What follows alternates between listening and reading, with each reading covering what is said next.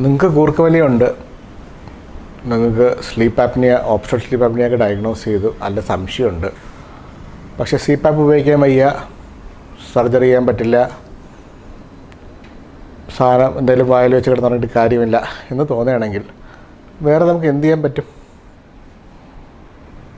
കുറച്ച് എക്സസൈസുകൾ ചെയ്യാം. അപ്പം ആരംഭിക്കലാമാ. നമുക്ക് എവിടെയാണ് കൂർക്കമ്പലി ഉണ്ടാക്കണമെന്ന് ആദ്യം അറിയണം. ഇപ്പം അത് ഈ പറഞ്ഞ ഡൈസ് ചെയ്ത് അറിയാൻ പറ്റും.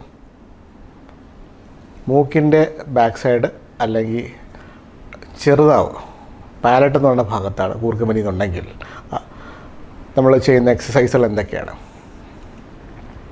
ക ക ക ക എന്ന് പറയുന്നത് നോക്കുക. ക എന്ന് പറയാം, അത് ഇത്തിരി ബലപ്പിച്ച് പറയണം. ക ക ക എന്ന് പറയുക. ഇങ്ങനെ ഒരു 15 പ്രാവശ്യം പറയുക, ദിവസം 5 പ്രാവശ്യം ചെയ്യുക. അത് കണക്ക് ആ എന്ന് വെറുതെ പറയാൻ പറ്റില്ല, ആ എന്ന് ഉറച്ച് പറയുക. ഇത് രണ്ടും ചെയ്യുമ്പോൾ ആ പാലറ്റ് പുറകോട്ടുള്ള മൂവ്മെൻറ്റ് സ്ട്രോങ് ആയിട്ട് കിട്ടും. അതേപോലെ തന്നെ നമ്മൾ യോണിങ് അല്ലെങ്കിൽ കോട്ടുമായിടുന്നത് വലുതായിട്ട് വാ തുറക്കുക. എന്നിട്ട് വലുതായി വാ തുറന്നാൽ പോരാ, വാ തുറന്ന് പിടിച്ച് വയ്ക്കണം. ഒരു 10 സെക്കൻഡ് 15 സെക്കൻഡ് വാ തുറന്ന് പിടിച്ച് വയ്ക്കണം. അതിൻ്റെ കൂടെ തന്നെ 2 സൈഡിലും പ്രസ് ചെയ്ത് പിടിച്ചുകൊണ്ട് യോണും ചെയ്യുക. 15 സെക്കൻഡ് പിടിക്കുക. ഇതും ദിവസവും 10 തൊട്ട് 15 പ്രാവശ്യം രണ്ടും ചെയ്യുക.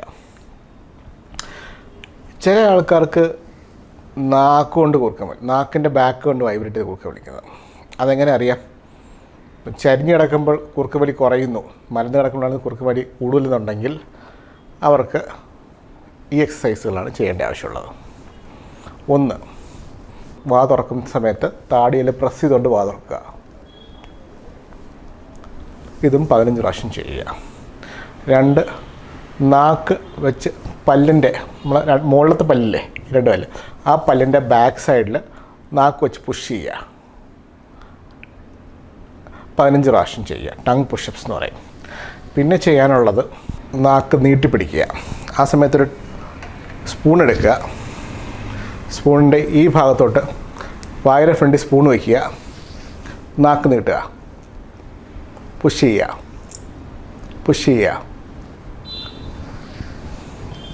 ഇതൊരു 15 പ്രാവശ്യം ചെയ്യുക. അടുത്ത് ചെയ്യാനുള്ളത് ഇങ്ങനെ ഇടുന്ന താടി താക്കുക, ബലപ്പിച്ച് താക്കുക, താടി താക്കുക, ഡബിൾ ചിന്നിങ് ചെയ്യുക. അതും 15 പ്രാവശ്യം ചെയ്യുക. ഇതൊക്കെയാണ് നോർമലായിട്ട് നമുക്ക് ചെയ്യാവുന്ന ടങ് എക്സസൈസുകളും പാലറ്റിൻ്റെ എക്സസൈസുകളും.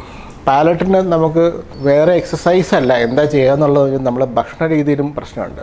നമ്മൾ സാധാരണ കഴിക്കുന്ന എപ്പോഴും സോഫ്റ്റ് ഡയറ്റിൽ കഴിക്കുന്നത് ചോറ്, ചപ്പാത്തി, ഇതൊക്കെ കട്ടിയുള്ള ഭക്ഷണങ്ങൾ കൂടുതൽ കഴിക്കുക. ഇലവർഗ്ഗങ്ങൾ, ഇപ്പം മീറ്റ് ഒക്കെ നന്നായിട്ട് കഴിക്കുക. അതൊക്കെ കഴിക്കുന്ന സമയത്ത് നമുക്ക് പാലറ്റിൻ്റെ സ്ട്രെങ്ത്ത് കുറച്ച് കൂടും. ഇതൊക്കെയാണ് നമുക്ക് വീട്ടിൽ ചെയ്യാമെന്നുള്ള കുറച്ച് എക്സസൈസുകളും. ഇതും ഓബ്വിയസ്ലി നമ്മൾ വെയിറ്റ് കുറയ്ക്കുന്നതിനുള്ള എക്സസൈസുകൾ നടക്കുക, ബാക്കിയും കൂടെ ചെയ്യുക. അതിൻ്റെ കൂട്ടത്തിൽ സ്പെസിഫിക് ആയിട്ട് ടങ് എക്സസൈസുകളാണ് ഇപ്പോൾ പറഞ്ഞത്. കൂർക്കം വലിക്കും OSCക്കുള്ള എക്സസൈസാണ് പറഞ്ഞത്. ഇതിനെപ്പറ്റി കൂടുതൽ അറിയാൻ വേണ്ടി നമുക്ക് വെബ്സൈറ്റിൽ നോക്കാം. ഇതിൽ ഡിസ്ക്രിപ്ഷൻസ് കൊടുത്തിട്ടുണ്ട്, എന്തൊക്കെയാണ് പ്രൊസീജിയേഴ്സ് എന്ന് ഡിസ്ക്രിപ്ഷൻ കൊടുത്തിട്ടുണ്ട്. സ്ലീപ്പ് ആപ്നിയെ പറ്റിയോ കൂർക്കവലിയെ പറ്റിയോ ഡൗട്ട് എന്തെങ്കിലും ഉണ്ടെങ്കിലോ സർജിക്കൽ ഡൗട്ട്സ് എന്തെങ്കിലും ഉണ്ടെങ്കിലോ താഴെ പറയുന്ന നമ്പറിൽ കോൺടാക്ട് ചെയ്യാം.